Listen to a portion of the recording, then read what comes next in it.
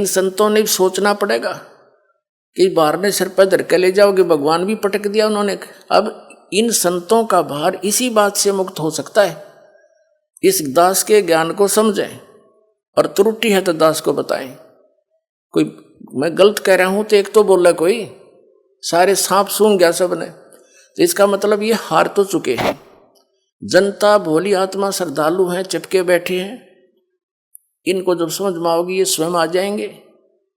और जो ज्यादा ही अच्छी आत्मा यानी ड्योटी है और विवेकहीन है वो उनके पास रह जाएंगे, तो उन पर फिर भी भार रहेगा, क्योंकि उन्होंने तो मिसगाइड कर ही रखा है। उनकी आत्मा कह ही नहीं रही कि ये कल्याण करवा लें, तो उन सब का जो मिसगाइड किया हुआ, चाहे वो बेशक यहाँ आ जाए, फिर भी उन पर भार रहेगा, उन संतों पर जिन्होंने उनको पहले भ्रमित किया हुआ है।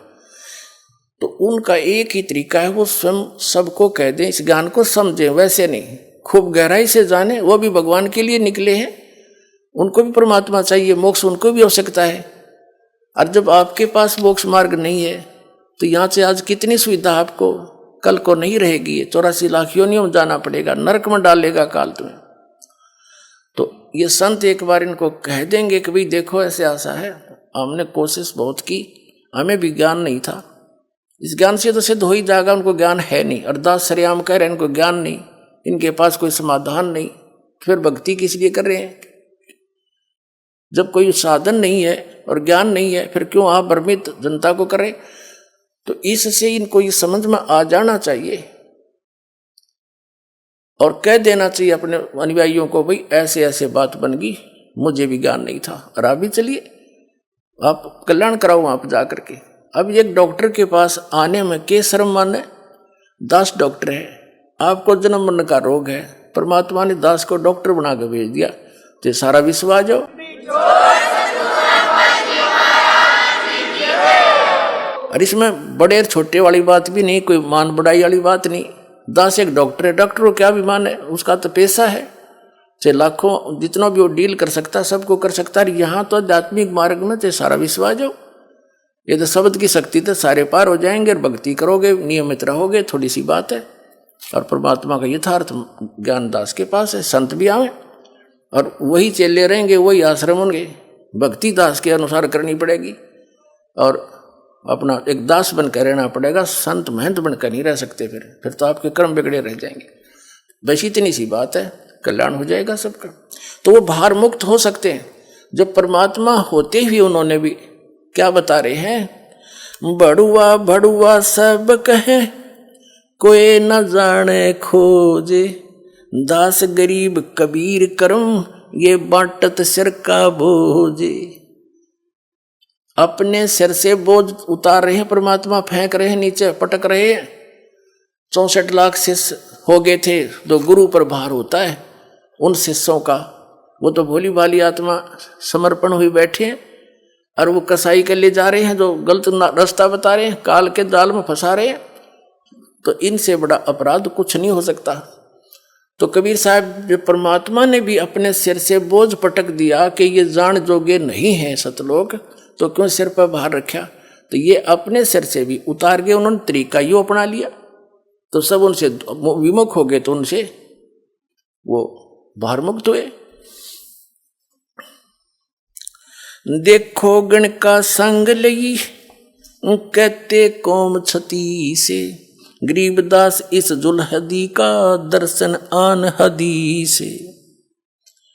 सब 36 कौम 36 जात ये कह रही है, देखो वैसा को साथ लिए सरेआम घूम रहा है, इस जुलाहे का इस दान के तो दर्शन करने में भी टोटा। और फिर क्या कहते हैं, शाह सिकंदर लोधी के पास पहुंचे, शाह सिकंदर को सुनी भ्रष्ट हुए दो संत, गरीबदास चारों वर्ण उठ लागे सब पंथ। यानी सिकंदर लोधी के पास सभी ने जाके बता दिया कि ये दो संत आदरणीय रविदास साहिब जी, परम पूज्य कबीर परमेश्वर जी के विषय में कहा कि वो दो भ्रष्ट हो गए, उन्हें सरेआम वैश्यावर्ती करते हाथी पर घूम रहे। 4 वर्ण 6 आश्रम दोनों दीन खुशहाल, गरीबदास हिंदू तुर्क पड़ा शहर गल जाल। अब क्या बताते हैं कि सभी के सभी जितने दोनों धर्मों के आचार्य शंकराचार्य पीर गुरु थे, ये सब बड़े खुशी बनाई, आज इसका टंटा कट जाएगा, आज इसको राजा जान से मरवा देगा, फांसी की सजा देगा, इसको दंडित करवाएंगे। शाह सिकंदर कह गए सुन कबले अरदास, गरीबदास तलबा हुई वो पकड़े दोनों दास। आदरणीय गरीबदास साहिब जी बता रहे हैं कि शाह सिकंदर के जब सब लोग गए काशी के इकट्ठे होकर के और उन्होंने अर्ज करी, तब सिकंदर लोधी ने कहा कि लाओ उन दोनों को पकड़ कर। तो वो दोनों पकड़े गए, आदरणीय रविदास साहिब जी, परम पूज्य कबीर परमेश्वर जी। कह कबीर यो क्या किया गणकालीनी संगे, गरीबदास भूले भक्ति ये पड़ा भजन में भंग।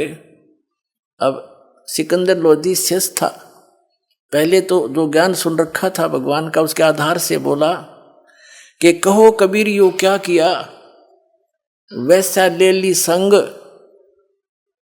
और गरीबदास भूले भक्ति। सिकंदर लोधी कह रहा है कि तुम भक्ति भूल गए और आपके पड़ा भजन में भंग। अब परमेश्वर कबीर जी क्या कहते हैं, सुन सिकंदर बादशाह हमारी अर्ज आवाज, गरीबदास वो राक्षसी जिन ये साजा साज। वो तो जानी जान थे, उन्होंने तो जानबूझ कर लीला की थी, और एक दास बनकर कह रहे हैं कि हे सुनो सिकंदर बादशाह हमारी अर्ज आवाज, और गरीबदास वो राक्षसी जिन ये साजा साज। भगवान आप रक्षा करेगा मेरी, जो मेरे से गलती बनी या ना बनी। जैसे सिकंदर लोधी ने शिक्षा दी कि क्या क्या किया कबीर जी आपने, यो वैसा कुछ साथ ले लिया, आपकी भक्ति में कितना हानि होगी। तो परमात्मा एक दास बनकर उतरे थे। एक दास की लीला, एक हर तरह की लीला वही करके गए हैं जो एक संत ने करनी चाहिए और एक भक्त ने करनी चाहिए और एक अच्छे नागरिक ने किस तरह अपना गुजारा करके जीवन निर्वाह करना चाहिए। और परमात्मा तो 6 अवत लीला उनकी चल ही रही थी, काशी में बैठ कर पूरे ब्रह्मांडों को घुमा रहे थे, और साथ में एक तत्वदर्शी संत वाली भूमिका भी वही कर रहे थे। खरी खरी जो कहते हैं सोई संत कहावे, और जेता मीठा बोलिया तेता संत ना हो। तो परमात्मा जो संत ने सतगुरु ने जो बोलना चाहिए, सच्ची सच्ची कहनी चाहिए, वो परमात्मा कबीर जी ही बोल के गए थे, और जो सच्ची कहता है वही सतगुरु होता है। तो कबीर साहब जी ही रियल में सतगुरु और परमात्मा थे ही। तो अब वो सेवादास को दे दी उन्हें सारी साची कहने की, चाहे जो शरीर रहो चाहे ना रहो, उसका संदेशा पूरा पहुंचाऊंगा उसके बच्चों।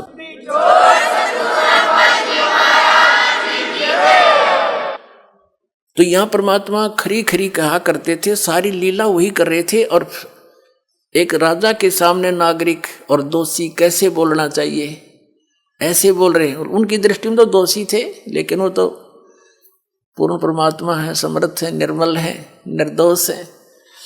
सुन सिकंदर बादशाह हमारी अर्ज आवाज। और कबीर साहब की तरफ से गरीबदास जी कह रहे हैं, गरीबदास वो राक्षसी जिन ये साजा साज, कि मेरा तो भगवान मेरी रक्षा करेगा, जो भी मेरे से हुई सो हुई। अब क्या बताते हैं, फिर क्या किया। जड़िया तोक जंजीर गल, शाह सिकंदर आप, गरीबदास पद लीने है वो तारी अजप्पा जाप। अब कबीर साहब लीला कर रहे हैं, हमें बता रहे हैं, समझा रहे हैं कि कोई भी आपत्ति आप पर आ जावे, चाहे झूठी या सच्ची, किसी प्रकार से भी, आप किसी कर्म से या वैसे किसी की गलती के कारण, तो उस समय परमात्मा के इस अजप्पा जाप जो नाम आपको दे रखा है, इसमें लौ लगा लेना। फिर जो भी होगा परमात्मा आधार से ही होगा, उसमें अन्य किसी का चिंतन नहीं करे। कोई भी आपत्ति के समय अपने मालिक के उस नाम का स्मरण करे जो आपको प्राप्त है। क्या बता रहे हैं, जड़िया तोक जंजीर गल, शाह सिकंदर आप, गरीबदास पद लीने है ये तारी अजप्पा जाप। हाथों जड़ी हथकड़ी पग बेड़ी पैराए, गरीबदास बीच गंग में तांजी दीना छटकाए। गंगा के बीच में हथकड़ी बेड़ी लाके उसमें डाल दिया। जड़ गए तोक जंजीर सब, जड़ गए तोक जंजीर सब, लगे किनारे आए। गरीबदास देखे खलक, स्यों काजी बादशाह। अब क्या हुआ, जब वो गंगा में पटका उन्होंने हथकड़ी बेड़ी सारी जड़ गई। कबीर साहब ऐसे बैठे हैं जल पर जैसे थल पर बैठे होते हैं, नीचे से बड़ा वेग से लहरें जा रही हैं जल की, मालिक बैठे। फिर परमात्मा वापस आ गए किनारे पर। फिर उन्होंने सोचा ये तो ना मर रहा, अब इसका पत्थर बांधो और फिर दोबारा उसी में छोड़ के आओ। जड़ गए तोक जंजीर से वेग, लगे किनारे आए। गरीबदास देखे खलक, स्यों काजी बादशाह। तो सारी जनता देखे, दर्शक सारा शहर उमड़ कर जा रहा, और बादशाह भी वहीं खड़े। काजी और मुल्लारी हमारे एक धर्मगुरु थे, वो सारे वहीं देखे तमाशा का काम होगा इसका, हमारा रोड़ा निकलेगा, हमारा कांटा निकलेगा आज। जो वो अज्ञानी समझ रहे थे भगवान को, जो उनका भी पिता उनको भी सतमार्ग दर्शन कर रहा था कि तुम भ्रमित हो रहे हो और इनको भी भ्रमित कर रहे हो, वो सभी देखने चले गए, काज युग खत्म हो जाएगा। नीचे नीचे गंगा जल, ऊपर आसन थीर, गरीबदास डूबे नहीं वो बैठे अधर कबीर। कहते नीचे नीचे गंगा जल, ऊपर ऊपर आसन थीर, यानी कति स्थिर खड़े बैठे आसन लाके। और गरीबदास जी बता रहे हैं कि सब नो कह रहे हैं डूबे नहीं बैठे अधर कबीर। यो अचरज कैसा भया, ये देखें दोनों दीन। दोनों धर्मों के व्यक्ति वहां देख रहे हैं, ये क्या, ये कैसा अचरज है, ये डूबा नहीं। गरीबदास का जी कहे ये बांध दिया जलसीन। अब ये तुक्के मारे काजी लोग ने कहे इसने इस जल को अपने मंत्र से बांध दिया, इसलिए ना डूब रहा। तुम बांध लो ना, पढ़ो इसका माइक बजा के, है मूर्ख बनाओ दुनिया ने। गल में फांसी डारे करिए बांधो सिला सुधारे। क्या फैसला किया कि इसके गल फांसी लाओ, इसके गल में रस्सा बांध दो मजबूत सा, और इसके गले में भारा मोटा पत्थर बांध दो, यो डबो होगा इसने। गल में फांसी डारे करिए बांधो सिला सुधारे, अच्छी तरह बांधो पत्थर सिला। गरीबदास यो जुल्ह दी जब डूबे गंगधारे। सिला दरी जब नाव में बांधी गले कबीरे। ओए होए, पुण्यात्माओं, बालक नहीं है आज का मानव, बड़ा बुद्धिमान है। और हम क्या उद्देश्य लेकर जी रहे हैं। गरीबदास साहिब जी को परमात्मा ने ज्ञान दिया, उसमें क्या कह रहे हैं, बिन उपदेश अचंभ है, क्यों जीवित है प्राण, और भक्ति बिना काठोर है, ये नर नहीं पाषाण। नमस्कार सर। नमस्कार सर, क्या नाम है आपका? मेरा नाम वृषकेतु परिडा। सर, कहाँ से आए हैं आप? मैं उड़ीसा के रहने वाला हूँ। सर, संत रामपाल जी महाराज से नाम दीक्षा लेने के बाद क्या आपको भी कोई लाभ हुए? सर ऐसा है, वहाँ पे संत रामपाल जी महाराज के पास जाके नामदान लिया, और संत रामपाल जी महाराज ने हमको आशीर्वाद दे दिए, मेरे को जैसे दे दिए, तो मेरा जॉइंट पेन एकदम पूरा कहीं गायब हो गया। उसी टाइम उसी वक्त तो मेरा शरीर एकदम ठंडक हो गया, और मैं वहाँ पे संभाला नहीं गया, मैं तो बच्चा जैसे रोना शुरू गया, मेरे को पकड़ के सब लेके गए। और मेरा जो साइनासाइड जो सिर में दर्द हो रहा था, मैं पट्टी बांध के सोता था, ऐसे ही दुख हो रहा था, इतना कष्ट हो रहा था, तो वो एकदम गायब हो गया, कहाँ चला गया मैं समझ भी नहीं आया। सर ऐसा है, 4 साल से मेरा लड़की एक्जिमा से पीड़ित था। मैं बहुत कोशिश करके दिल्ली में कई हॉस्पिटल में जाके मैंने ये उसको इलाज करवाने गया था, पैसा भी बहुत खर्च हो गया, लेकिन आखिर में बहुत परेशान होकर रह गया। कुछ में रोने के सिवा कुछ नहीं था, ऐसे ही वो इनका हाथ सड़ रहा था। मैं बहुत परेशान होकर जब गया था वहाँ पे रामपाल जी महाराज के पास जाके, मैं जब आशीर्वाद उन्होंने लड़की ने लिया तो तभी जाके सारी जितना बीमारी सब तुरंत ठीक हो गए। और मिसेस की ब्लड प्रेशर, जब से मैंने शादी किया था तब से उनका ब्लड प्रेशर था, और उनका संत रामपाल जी महाराज के आशीर्वाद से वो सारी ब्लड प्रेशर पूरा एकदम पूरा नॉर्मल हो गया। और मेरा लड़की ऐसे संत रामपाल जी महाराज के आशीर्वाद से वो एम्स में सेकेंड ईयर होने जा रहा है, पढ़ाई कर रहा है अभी। और उनका परसेंटेज हाई स्कूल में था 99.8%, और एम्स में जो एंट्रेंस दिया था उसमें भी वही परसेंटेज लेकर आ गया। और स्कूल में प्राइज़ उनके 24,000 मिला था प्राइज़। और जो दिल्ली के मुख्यमंत्री केजरीवाल और जो मनीष सिसोदिया वो भी आके आश्चर्य हो गए कि एक सरकारी स्कूल में पढ़ के वो ऐसे टैलेंट है, अंग्रेजी में एकदम इतना बढ़िया स्पीच दे रहे और ऐसे प्राइज ले रहे, ऐसे स्कोर रख रहे, हम उम्मीद नहीं कर सकते। वो फिर गला लगा दिए। ये सब संत रामपाल जी महाराज के आशीर्वाद से सब कुछ हुआ।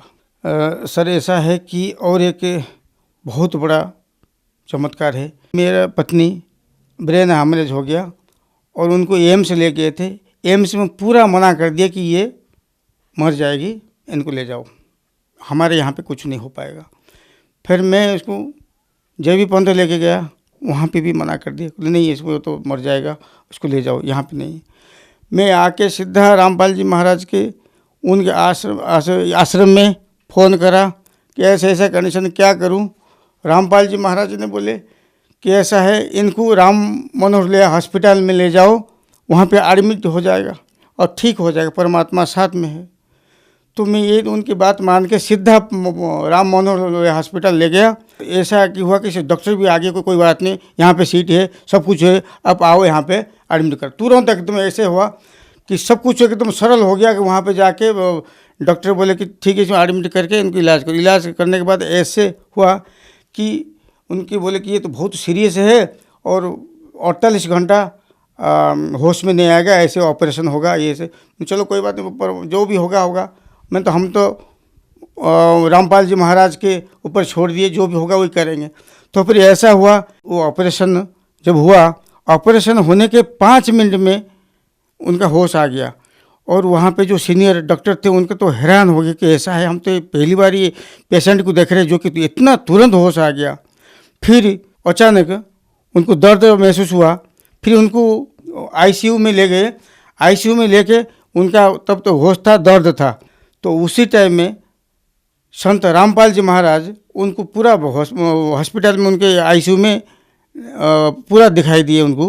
वो उनको कह रहे, संत रामपाल जी महाराज कह रहे कि बेटे तेरा उम्र यही इतना था, ये 42 साल तो उम्र था, और तो मैं आज एक्सटेंड करा दिया ये उम्र, कोई दिक्कत नहीं, तो कुछ भी है अब सही हो गया। अब इन डॉक्टर मानो जो परेशान हो रहे हैं उनको जवाब दे दे कि मैं ठीक हूँ। तब मेरी पत्नी ने वो बोला कि ऐसा है कि हाँ डॉक्टर साहब ऐसा है, मैं थोड़ा कुछ स्वप्नों सा देख रहा था, मेरा गुरुजी को मैंने देखा। वो पूछे कौन गुरुजी है? वो बोले गुरुजी संत रामपाल जी महाराज। वो मेरे से बात कर रहे थे कि तुम्हारा उम्र ख़त्म हो गया था बेटे, तुम्हारा उम्र परमात्मा का कोटे से वो उम्र बढ़ा दिए बेटे, कोई दिक्कत नहीं, उनको बता दो। वही मैं डिस्कशन कर रहा था, इसलिए आपका जो खुजली कर रहे थे मैं कुछ जवाब नहीं दे रहा था। ऐसे ही मेरा पत्नी का उम्र ख़त्म हो गया था, वो नया जिंदगी संत रामपाल जी महाराज ने दिए है। धन्यवाद सर। सर नमस्ते।